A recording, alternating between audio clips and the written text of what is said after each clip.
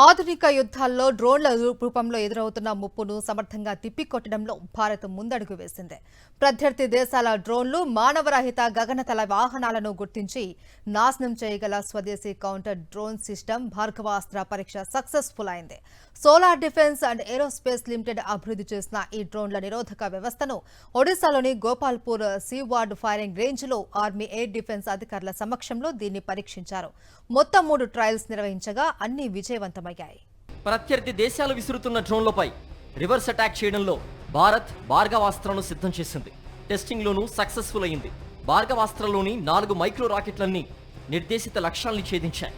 4 రాకెట్ల పనితీరు అద్భుతంగా ఉన్నట్లు తేలింది.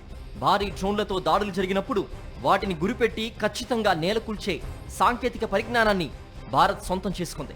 పాకిస్తాన్ ఉగ్రవాదులపై ఆపరేషన్ సింధూర్ ప్రారంభించిన కొన్ని రోజులకే భార్గవాస్త్రను విజయవంతంగా పరీక్షించడం ప్రాధాన్యం సంతరించుకుంది. భార్గవాస్త్రలో మొదటి దశలో అన్గైడెడ్ మైక్రో రాకెట్లు ఉంటాయి.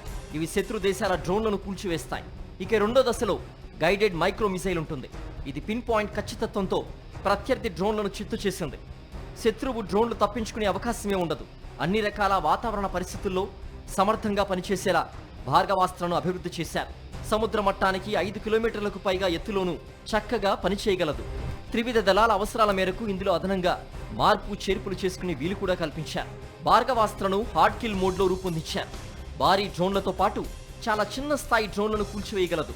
కొన్ని దేశాలు భార్గవాస్త్ర తరహాలో మైక్రో మిసైల్ సిస్టమ్ను రూపొందించినప్పటికీ పూర్తి స్వదేశీ పరిజ్ఞానంతో తక్కువ ఖర్చుతో ఇలాంటి బహుళ దశలతో కూడిన కౌంటర్ డ్రోన్ వ్యవస్థను ఎవరూ తయారు చేయలేకపోయారు.